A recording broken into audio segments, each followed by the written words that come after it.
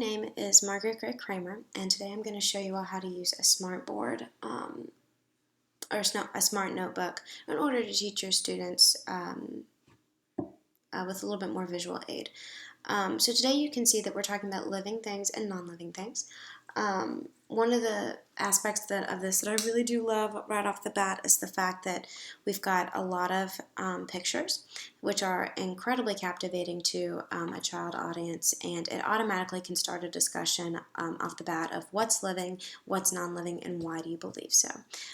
This opens the floor for participation, comments, questions, everything that a teacher hopes for when she introduces a new subject. And the title is captivating, it grabs attention. And another best practice that's really influential are these buttons here. And they're great because instead of having to scroll all the way down your gallery to find the slides you need, you can click on these and it'll bring you to it almost immediately. So, for instance, if you can see, slide 2 is for the teachers, and if you click on teacher's notes, it automatically brings you to slide 2. So as you can see, the learning objectives just discuss what the students will be learning throughout the lesson, things that they'll need to know, the importance of it.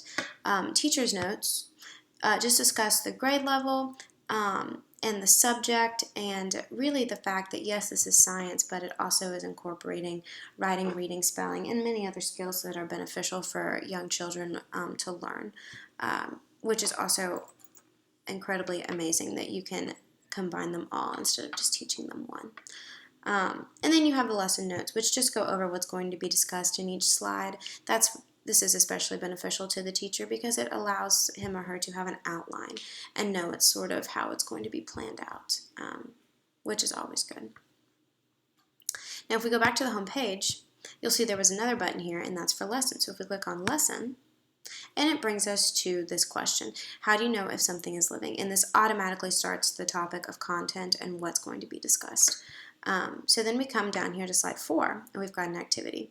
And here you just drop and drag the X's and the checks to where they go in the boxes. So for instance, a check would go in grow as well as die, and the X would be in live forever. Another aspect that I truly do love is this check answers box. So when you click it, it shows you where they're all supposed to go. And this is a great topic of conversation because not only does it offer visual aid to the student to see, okay, I got this correct, and okay, I got this incorrect, but it also opens the floor for questions and helps the teacher be able to go over the topic better for those that didn't understand and those that may need a little bit more attention. So not only do they get that confirmation verbally, they get it visually as well. And moving on to slide 5, we have another activity. And here we just sort the words into the proper vortexes. So for example, this is living and this is non-living. So dog would go into living. And then it spins like that, and that's how you know it's correct. And cloud would go into non-living. Now you would know, say you put human into non-living, and it bounces out just like that, which means it gives the student plenty of opportunities to come and correct their mistake. There's no time limit, there's no rush, there's no pressure. It's just having fun with the game and learning at the same time.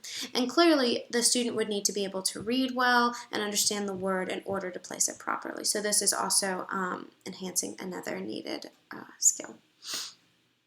If you come up here to the edit button, you'll see that there are different objects in the vortexes. Vortex 1 is labeled living and vortex 2 is labeled non-living. So you can just automatically label where you want them to go. So rock would be vortex 2, fish would be vortex 1. And then you just say okay. And then over here, it just is going over simple directions on how to create this activity so that it is done correctly and students can get the most benefit out of it as they possibly can. Now, one thing that I always have had a problem with is when the titles are not properly capitalized as they should be. So for instance, we're talking about items. These are important items, therefore items should be capitalized. So if I want to just change it, I would simply click on the lock button here, and I would click unlock. Lock just makes it so that it stays in place as to where you want it, and it doesn't move, which is always good. because you don't want your items to move around when you're organizing them. But this way I can edit them. So if I click on it, and then I've got my cursor, and I move it to the right, I do items, and then we've got the period at the end, and done. And then if I wanted to go back and lock it, I would simply go lock, lock in place. And it's right back to where it was before. Moving on to the next slide, we've got, are these things living or non-living? And again, I'm just going to edit this a little bit. Move that closer. And because it's a question, then we leave it the way that it is. Lock in place. And we're done with that. And here you would just go and you would type in what it is. So say I wanted to say living. So you would click living. And it's not really typing where I want it to, so I would put the cursor above the word and I would simply move it.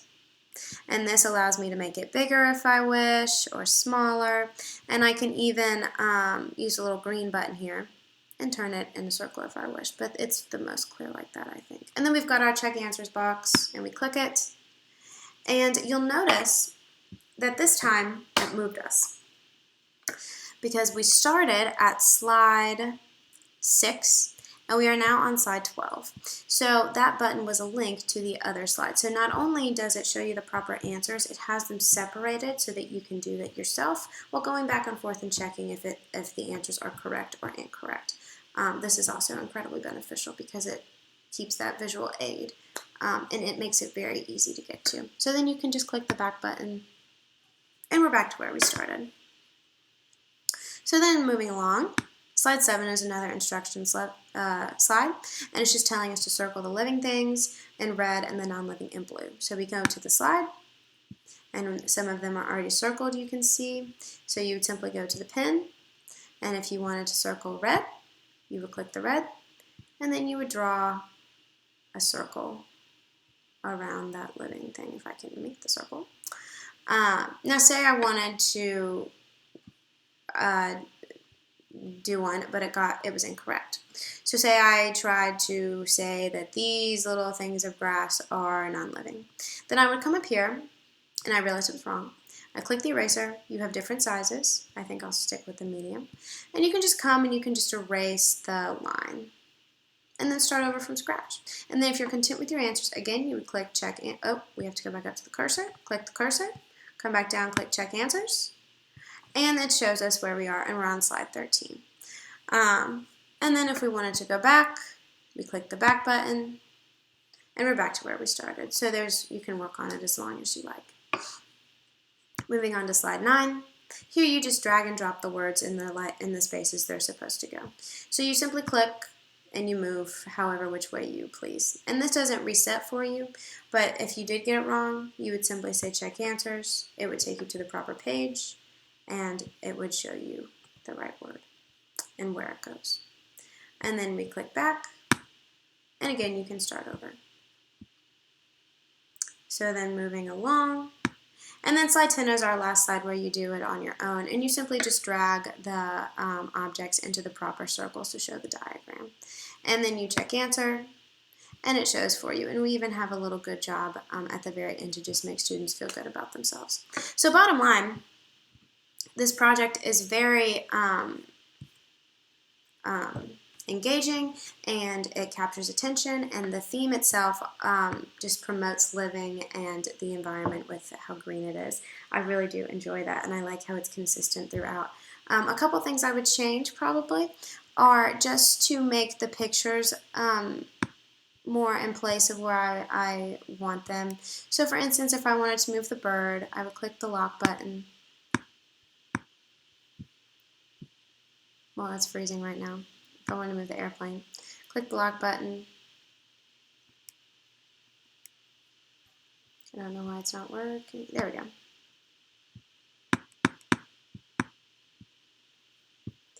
Well, I could move the bunny here.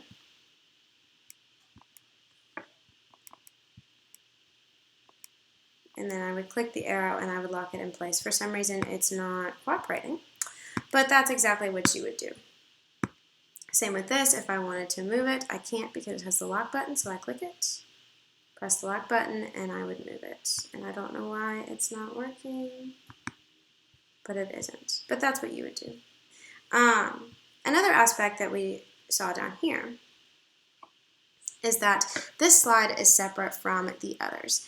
I created this one myself. I simply went up to Content, and which is this right here, and the content is the stuff that you want to save. So normally when you would save it, you would put it in a disk or a flash drive, and then you would have that on you, and you could plug it in and just put it right back where it would belong. You wouldn't want to save it on your desktop because that, if for some reason your computer crashed or your screen was wiped or something along those lines, you would lose all your content, and then you would have to start over. So it's always best to save it to a disk or a flash drive. But here, this is just a summary page on what did you learn today. I think it's really important for students to talk about their favorite aspects of the lesson and explain why.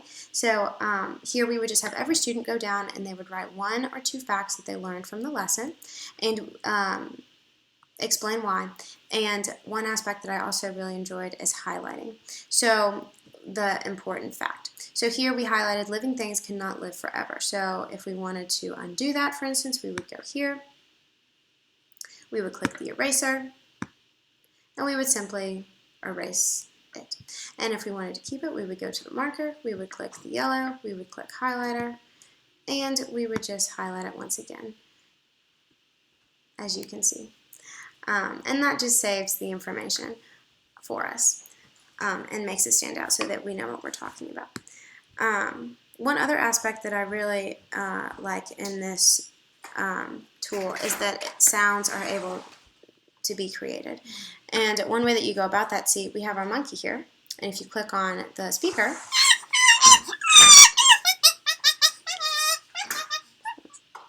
it allows sound to be heard so that students can get more engaged and they can enjoy the pictures that they see. And if you're looking for other things to do, you simply go to Gallery and you just click your arrows, or you could even search. You can see I've typed animals here. You press enter, and it loads Gallery, and you've got all of these different related tools that can that will show all different types of animals and all different types of even sound and media and other things that you can use in your project to teach. But as a result, this is one of the best tools in order to teach kids and to get them engaged and excited about learning. But I do think it'll be beneficial and that more teachers should make use of it. Thank you so much, and I hope you learned something.